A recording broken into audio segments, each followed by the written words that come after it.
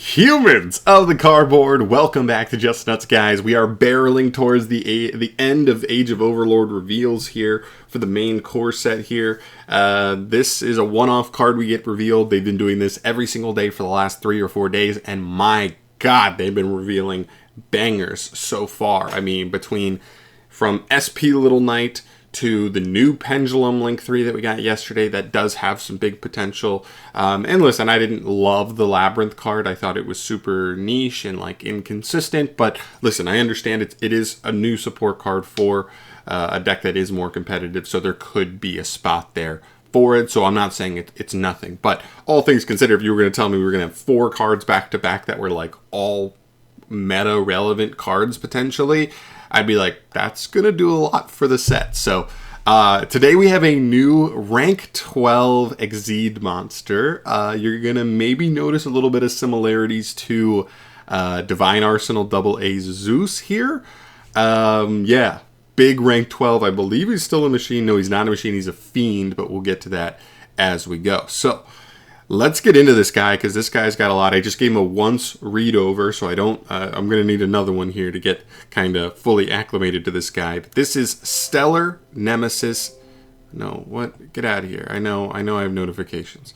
Okay. Stellar Nemesis Typhon Doomsday Star. As you can see, it looks like a big machine guy, so it does remind me a lot of Zeus, and it's a big rank 12, so of course that makes sense as well. Rank 12, Dark Fiend XYZ monster, 29/29, 2 level 12 monsters, but that's not really how this works. If you want to make a good XYZ in 2023, I guess you just make it overlayable on other stuff. Here we go. You can also XYZ summon this card by using 1 monster you control with the highest attack during the turn or the next turn after your opponent special summoned 2 or more monsters from the extra deck. Transfer its materials to this card. If summoned this way, you cannot normal or special summon other monsters for the rest of this turn. Okay, fair enough. There's some big restriction there. That this is the last card you get to make, but okay. First effect. Neither player can activate the effects of monsters with 3,000 or more attack while you control this XYZ summon card.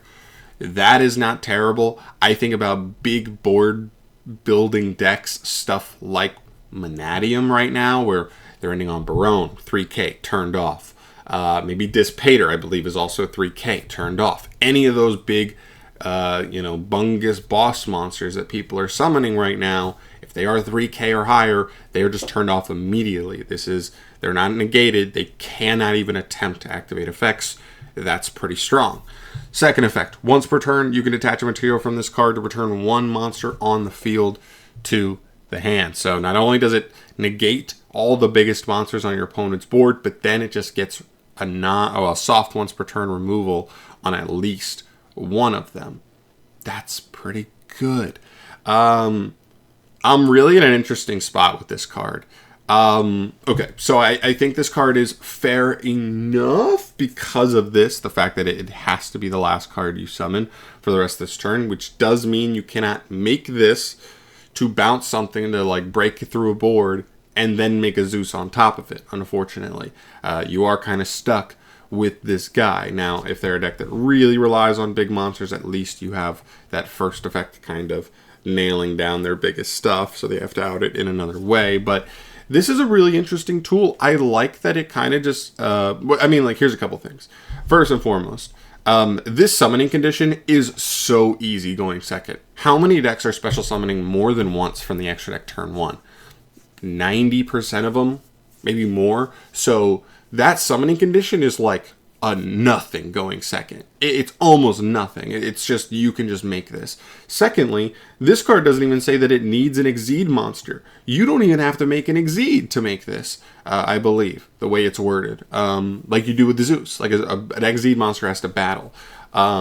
This card, I believe, can just be tossed on any main deck monster that you summon. So that's very, very easy, which means it does mean any monster essentially going second at least becomes a compulse. Now, the restriction's brutal. This is gonna have to be the last summon, so that is tough. But I do think with ease of access and like how easy this card is to make. This card is essentially a Link 1 going second, right? And that's kind of what we've been seeing is some like really insane cards kind of like this. The Zeus is like another form of this where it's like it's kind of an insane Link 1 that just takes any XYZ monster after it's battled. This card's kind of a Link 1 going second. It doesn't have to be going second, but at some point after your opponent has special summoned more than once from the extra deck. Stuff like Chaos Angel is like low-key like a stupid generic Link 2, even though it's a big synchro. It's kind of just a stupid Link 2 that's way easier than it should be to make kind of thing. And yeah, even though that restriction is brutal, that's the one part reeling it back in for me. If it didn't have that restriction, I think this card would immediately be like, whoa, this is insane. But I think they kind of learned their lesson a little bit from Zeus, and they needed to do a little bit of nerfing from there. But I still think it's decent. I think for like maybe a trap deck where like, you know what I mean? Stuff like, I mean, I think this card kind of maybe becomes one of those cards where if you are considering playing a deck like Manatium, where it's just one of those decks that spams multiple giant monsters on the board, 2, 3, 3K synchros, you know what I mean, type stuff. Being able to just overlay for this card and like normal summon anything and just overlay for this card, essentially turning off their whole board and then bounce a card and potentially run over something else. If it's in defense and it has a little bit lower defense, right? Potentially clear 2 cards, and then maybe even for like control decks. That's where I see this card coming more up in. And then you're able to just like set 3. You know what I mean? You're playing a trap deck. This card kind of broke through that giant board kind of thing, and now you set 3 and like you're off to the races. I also think about like really slow decks. Like what about like stun? This just gives stun like actually kind of a crazy win condition where like some of their floodgatey monsters going second aren't doing much, but like, oh, now I can just make Typhon and bounce a monster and run over something else, and like we're kind of in a decent position, I guess. Like, I don't know, it's a cool card. It really is. I think it's probably balanced enough just because of that restriction, but this card has a lot going for it. I'm very curious what you guys have to say about it. Is the restriction too much? I mean, it is definitely brutal. Is this one of those cards where, like, if you make this, there's a good chance you're not getting to your engine that turn? But god damn it, the ease of access to it, to just get a bounce for free, still makes me, like, kind of want to play this card. Or at least, like, consider it in a lot of, like, the control decks that I play currently. Or I think about something like Vanquish Soul, where like you can easily make this card as long as you've done a couple other things to like get your engine going and rotate. Maybe you already make the Link 1 and you're going to make this with a different monster. The Link 1's going to help you get follow-up later on other turns. But now you're able to make this and bounce a card and have a low-key floodgate as well. Kind of cool. I don't know. There's definitely some big potential there. So I don't know. Just some thoughts from me here early on. I'd love to hear your guys' thoughts down below on this card. Where do you land on Typhon? Is this card broken? Is this card not good enough because of the restriction? I want to know your guys' thoughts down below. Regardless, I think this is really cool. I think Konami's done a great job with the cards that have come down the final stretch here. My guess would be tomorrow we will get the rest of the set revealed. I think it's 11 cards left.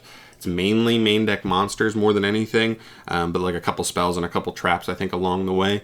So hopefully there's 1 or 2 cool little hidden gems in there as well, that kind of can shine through as a cool card as well. But yeah, sorry this video is a little longer for one single card, but I feel like there's a lot going on and this card does have big potential, so I wanted to go a little more in depth with my thoughts on it initially. But please let me know your thoughts down below. I am out of here for today, guys. Thank you so much for watching as always. Let me know what you think here, and I will see you in the next video. Peace.